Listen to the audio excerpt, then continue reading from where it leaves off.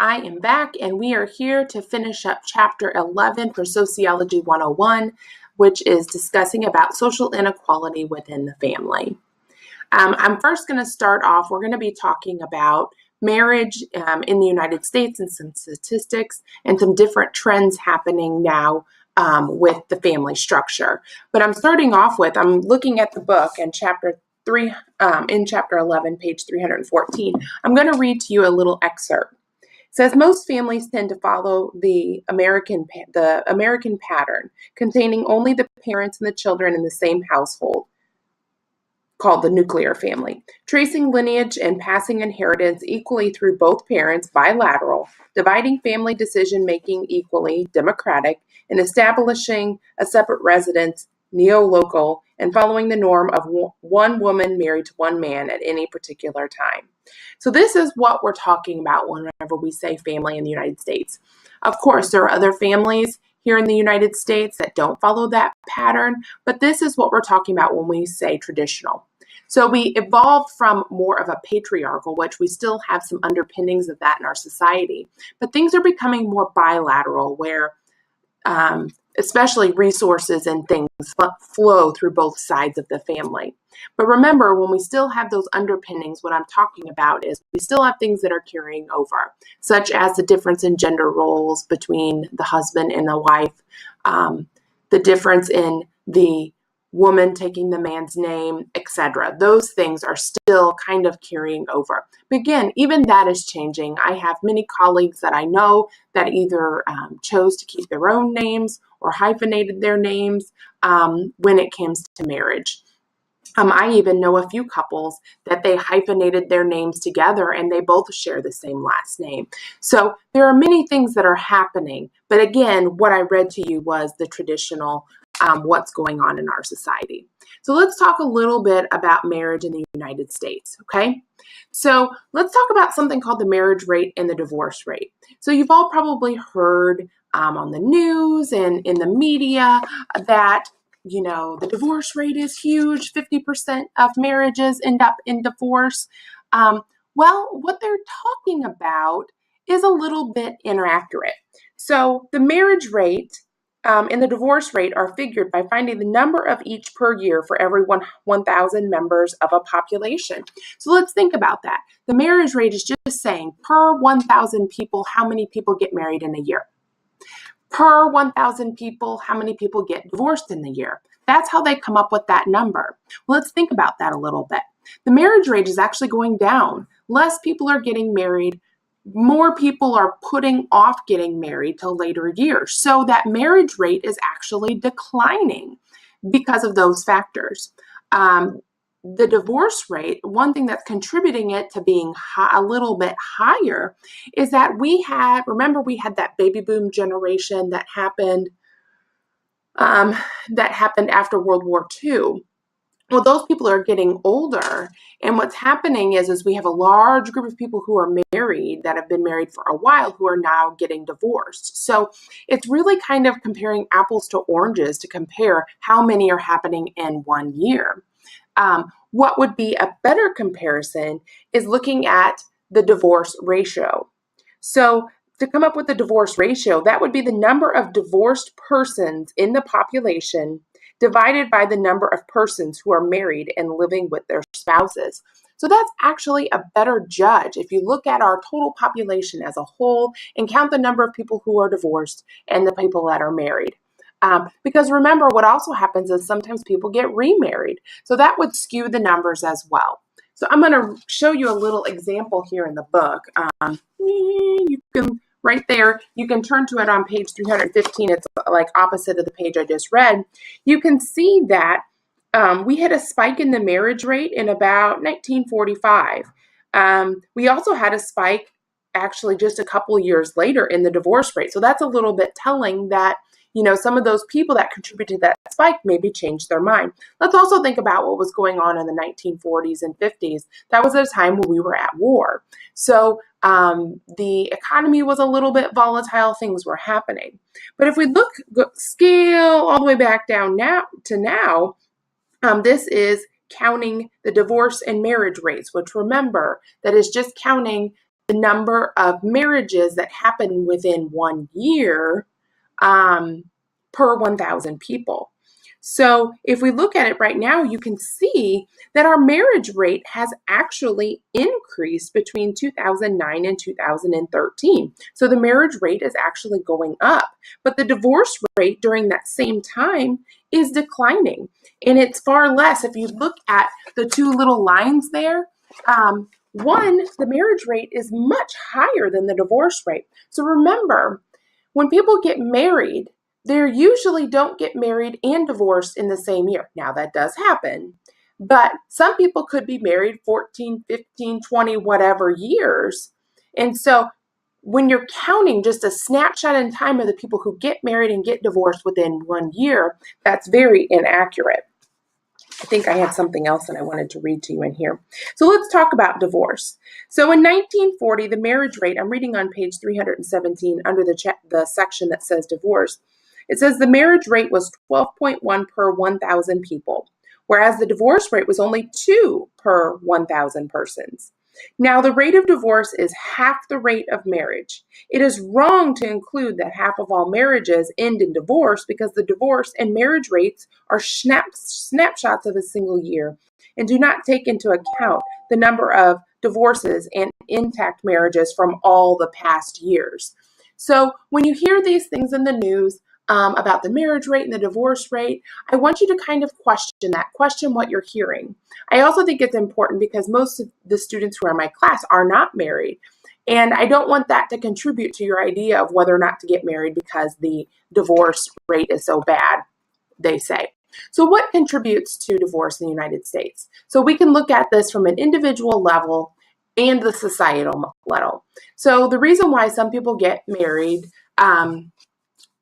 get divorced on the individual level is they got married too young.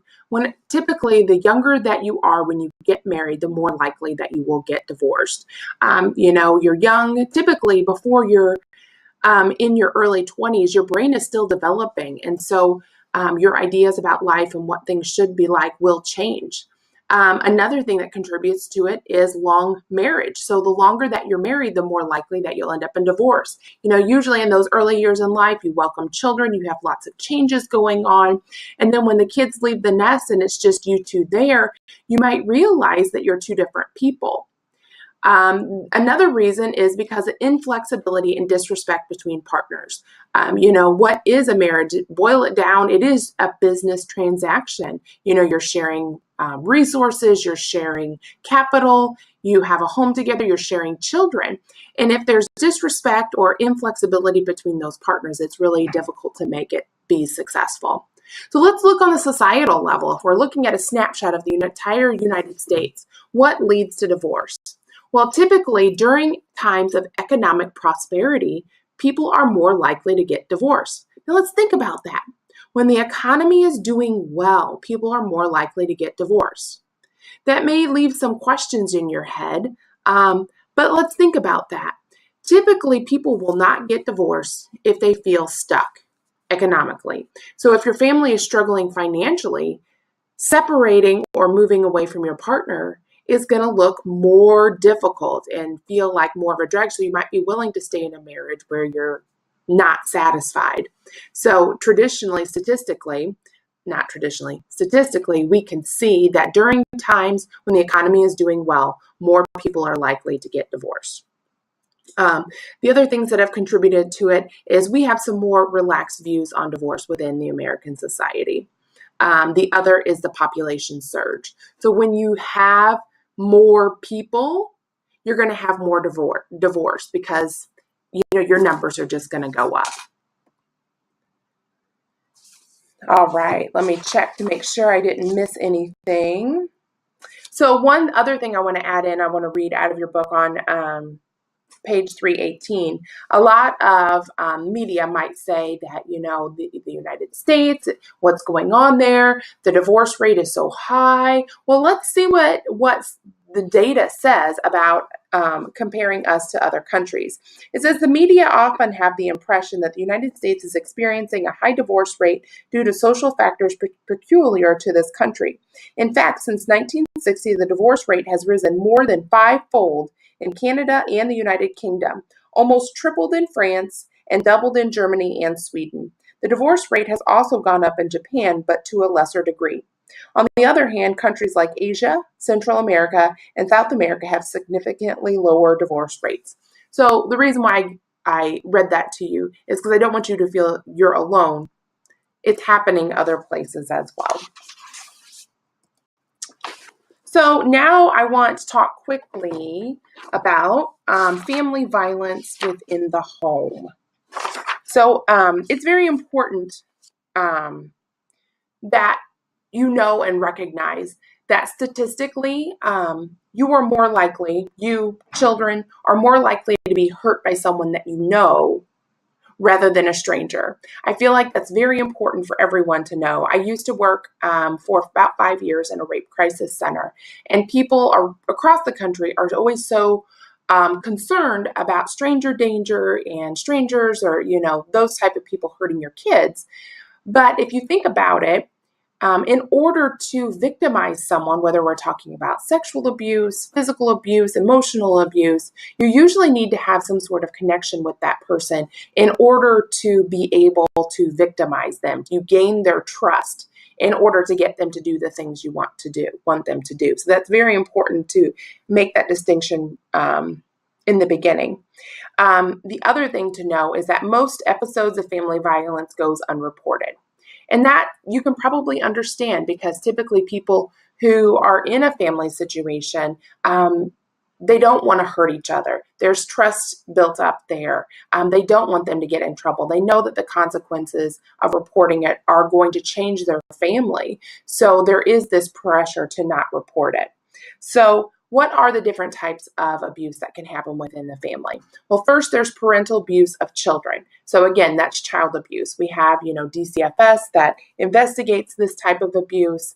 It can be anything from sexual abuse to neglect, medical neglect, not taking them to the hospital when you should. All of those things that can happen at the hands of parents to children. There can be abuse between spouses. Again, any of those types of abuse. It can be emotional abuse, threatening, not letting them leave the house, things like that. There can be abuse between siblings, which I think this is one thing that's not really talked about. But we always think about, siblings beating up on one another. But sometimes it is taken a little too far. I have some personal friends that have had experienced this, and it can affect someone the rest of their lives. And it doesn't have to be, and it's things that happen under the nose of parents, So this is nothing about, blaming parents for not seeing it. But, kids spend a lot of time together in the house, outside of the house when things like this can happen. And the other one is elder abuse. So this is abuse that happens where typically it's a situation where adult children are caring for the elderly. And typically what happens in those cases is that they don't care for them. They don't provide them the basic needs that they need: food, shelter, access to medical help. Which can be fatal if not taken care of, especially when you're dealing with someone who is older.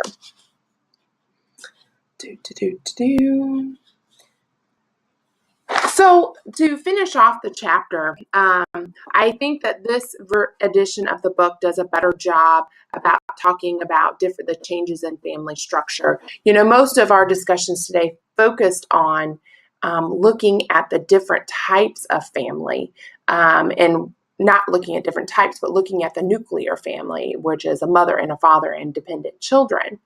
But we have had emerging and, for a long, long time, new types of family.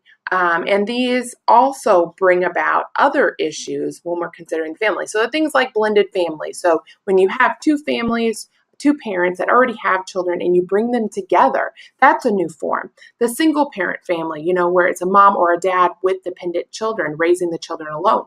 What about childless marriages? That's a husband and wife or, two spouses together that make the decision not to have children. Think about the social pressures on that couple, but can we still consider that a family? And just like that, cohabitation, when you have two people living together that don't have children, is that considered a family? And now nationally, everyone has the ability to get married regardless of who your partner is. So that has changed the dynamics in the family structure. And what about when you have adult children that return home after being in the military or going away to college? That also changes that family structure. So let's think about how some of these families are disadvantaged because they don't follow that traditional mode of being a family. When you have same-sex, it's changing now, but before anyone was able to get married regardless of who your partner is, there was issues of having access to health insurance, filing taxes, all of those things that families typically interact with. Or how about, investments, where your money goes. All of these things are connected to that nuclear family model. So when you don't follow that model, it makes things very sticky. What about bringing up children? When you have, a single parent family, it's going to make raising someone, a child, much more difficult. You're not going to have as much money. You may not have as much access to childcare. Think about the energy it takes every day to interact with that child and get them to where they need to be and raise them and socialize them. They just have less time and energy whenever it's just one parent in the home. So there's all of these things that we have created within our structure of our society that benefits two-parent families. But when your family doesn't quite fit that model, we must recognize the inequalities that exist because of that. So that's where we can take steps, legislative-wise or industry-wise. If you work for a business and you realize that there's things not set up quite right that doesn't affect all different family types, those are opportunities where change can happen. All right, that ends chapter 11. I hope that going through this helped you. If you have any questions, please send me an email or post a message through Blackboard. And don't forget to answer the discussion question that will be posted soon, and also start thinking about the next chapter that we're going to go through. Let's look forward a little bit. That is going to be the chapter on education. So I hope you have a good day, and I will see you soon.